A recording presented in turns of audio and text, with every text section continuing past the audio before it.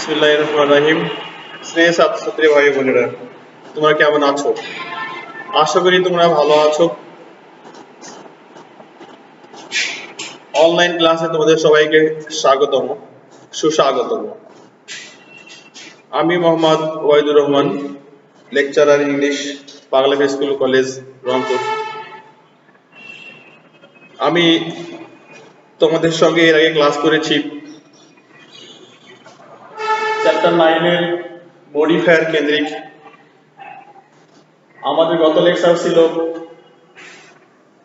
মডিফায়ারের দুটো অংশ, pre modifier এবং post modifier.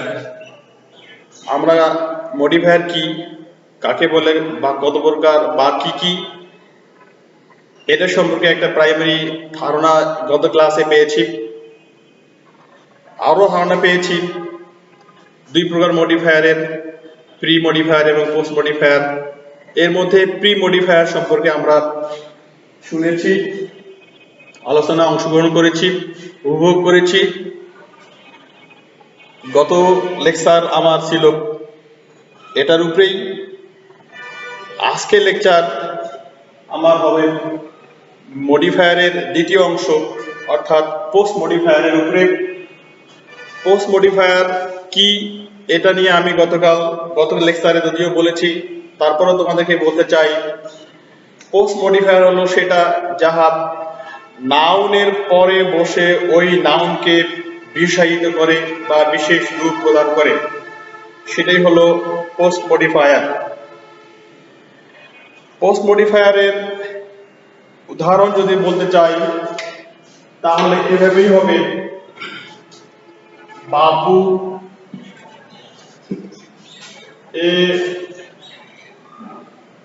an honest boy is active in the class.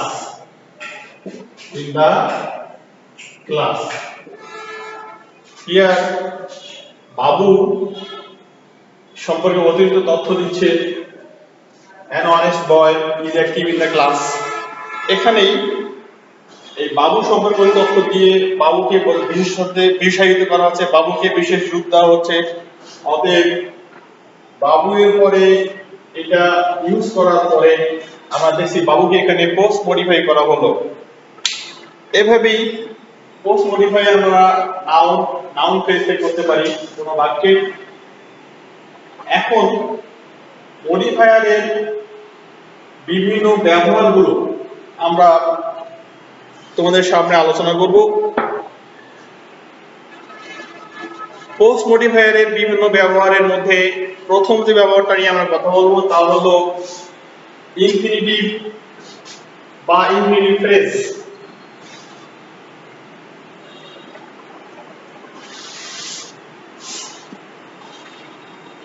Infinitive বা infinitive phrase.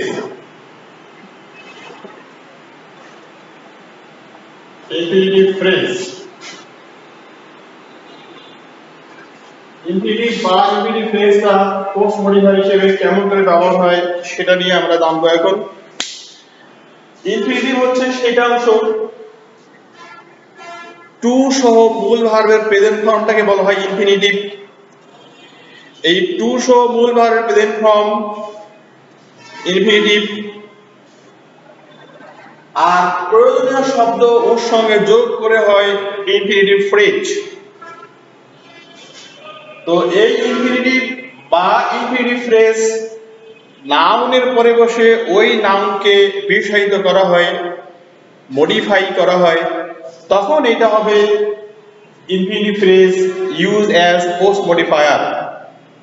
As for example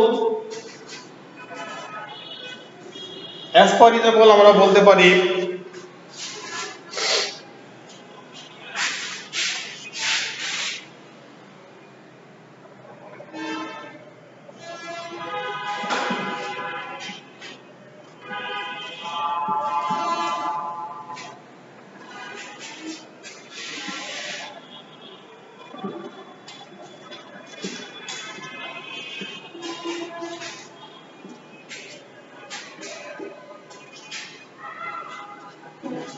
our decision to start the journey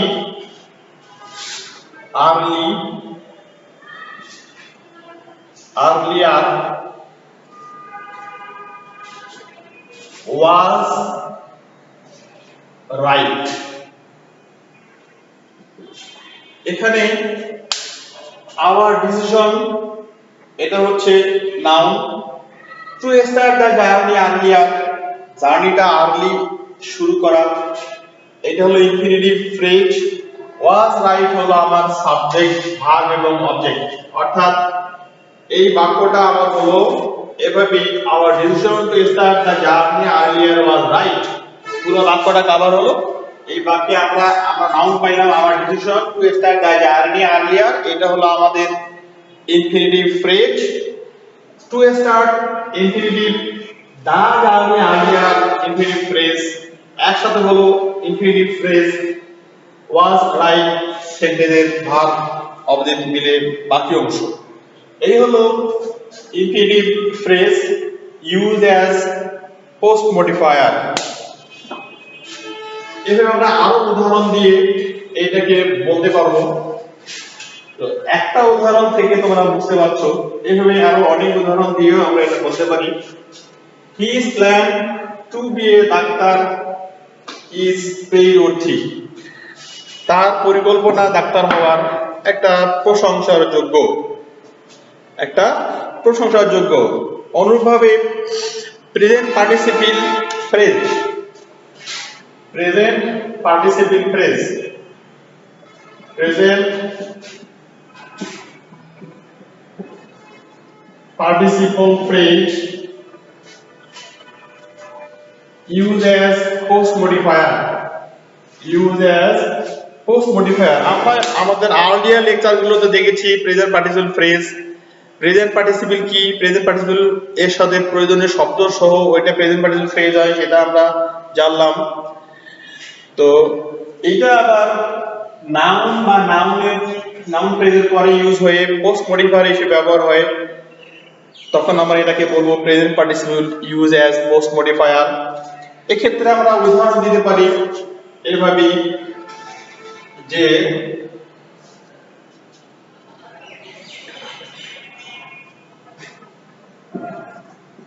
the man standing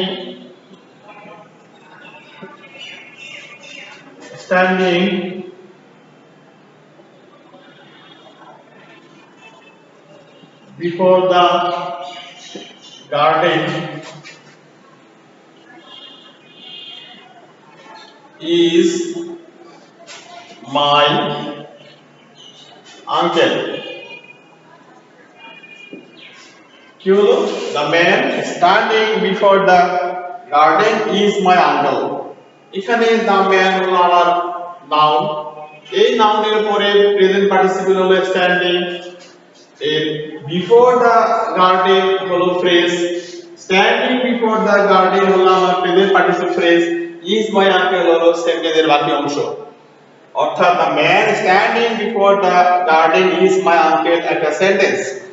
এই সেন্টেন্সে standing before the garden হলো present participle phrase, যাহা ব্যবহার হলো দা man এর পরে হয়ে, পরে হওয়ার কারণে বা পরে ব্যবহারের কারণে আমরা এটাকে পোস্ট মডিফাই করে দেখালাম।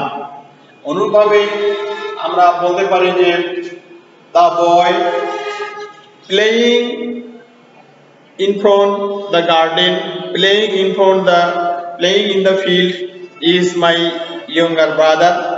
যে ছেলেটা ফিল্ডে খেলছে সেটা আমার younger brother। এই দা বয়ের পরে এটা ইউজ হয়ে প্রেজেন্ট পার্টিসিপল ফ্রেজের ব্যবহারটা দেখা যাচ্ছে। অতএব এটাও এখানে present participle use as post modifier এর ব্যবহারটা নিশ্চিত করা হলো বা আমরা বুঝাতে পারছি। অনুরূপভাবে আমরা past participle use as post মডিফায়ারেও ব্যবহারটা দেখাতে পারি। সেক্ষেত্রে তোমরা একটু খেয়াল করো,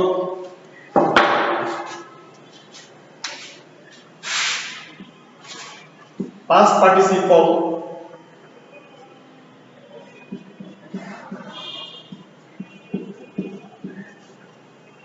past participle phrase used as post modifier.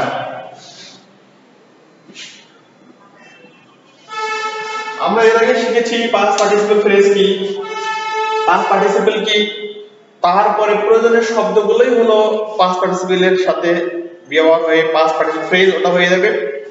ফ্রেজের বাংলায় তো আমরা জানি যে শব্দগুচ্ছ এই past participle পরে ব্যবহার হয়ে একটা মিনিং প্রদান করে, তখন এটা হবে past participle phrase। এখন পোস্ট মডিফাই হিসেবে এটা কিভাবে কাজ করে উদাহরণের মাধ্যমে আমরা জানতে চাচ্ছি। উদাহরণ হচ্ছে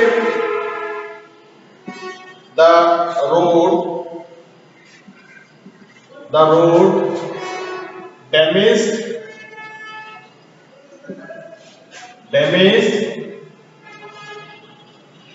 in the flood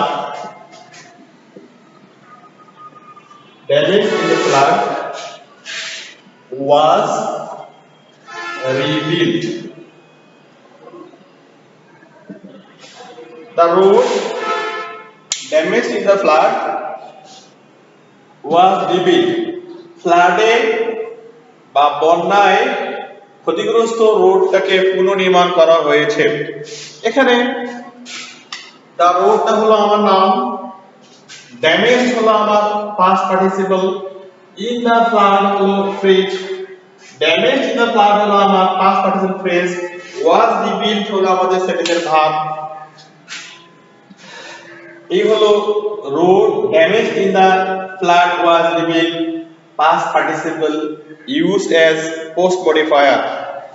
এভাবেই আমরা এটা করতে পারি। আরো যদি আমরা দেখতে চাই তাহলে the building collapsed last year has been rebuilt। গত বছরে যে বিল্ডিংটা কলাপস হয়ে গেছে সেটা ইতিমধ্যে রিবিল্ড বা পুনর্নির্মাণ করা হয়েছে। আরো উদাহরণের মাধ্যমে আমরা এটা বুঝতে পারি বা শিখতে পারি। প্রিয় শিক্ষার্থী ভাই ও বোনেরা, এভাবেই আমরা তোমাদেরকে দেখাতে পারি এই অ্যাপোজিটিভের ব্যবহার, appositive use as post modifier. Appositive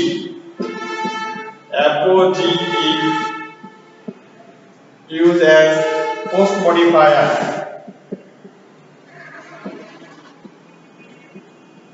Positive used as post modifier।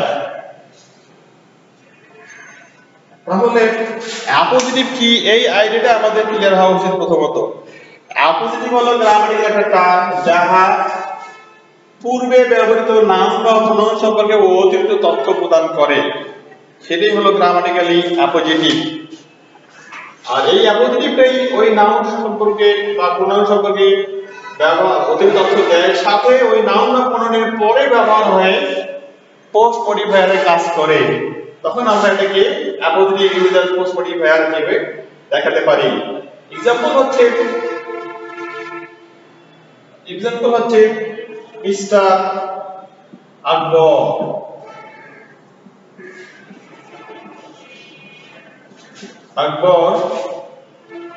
Principal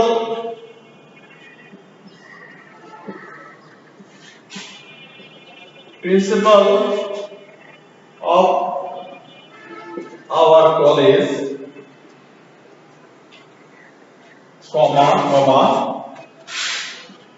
is a man of principle।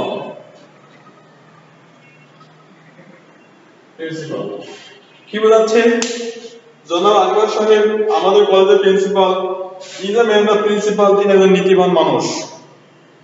এখানে প্রিন্সিপালের বানান দেখো, পিএল হলো আমাদের অধ্যক্ষ আর পিএলই হলো বানানের ক্ষেত্রে নীতিবান, ম্যান অফ প্রিন্সিপাল নীতিবান মানুষ। এখানে মিস্টার আকবর এটা হলো আমার নাম, এই নাম সম্পর্কে প্রিন্সিপাল অফ আওয়ার কলেজ অতিরিক্ত তথ্য দিচ্ছে। এবং এই অ্যাপোজিটিভের বৈশিষ্ট্য হচ্ছে শুরুতেও কমা থাকবে, শেষেও কমা থাকবে। এটা অ্যাপোজিটিভ।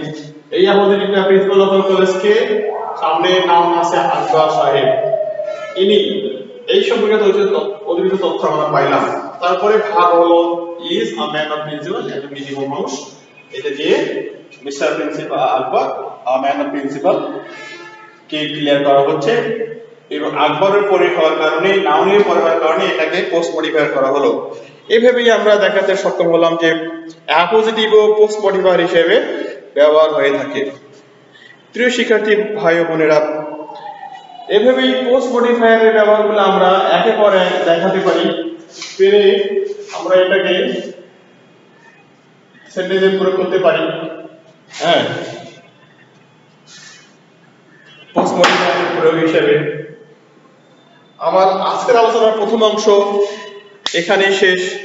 আজকে আর একটা আলোচনা আমার দ্বিতীয় অংশে থাকবে এই অ্যাপোজিটিভের এই পোস্ট মডিফায়ারের বাকি অংশ, যেটা আমি এরপরে আলোচনায় তোমাদের ক্লিয়ার করে দেব ইনশাআল্লাহ, এবং ওটাই হবে পোস্ট মডিফায়ারের শেষ আলোচনা আজকের জন্য।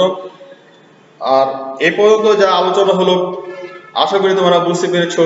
এর সঙ্গে বাসায় বইয়ের সঙ্গে আর কি সম্পর্ক রাখলে, আর কি স্টাডি করলে তোমাদের আলোচনা আরো ক্লিয়ার হয়ে যাবে।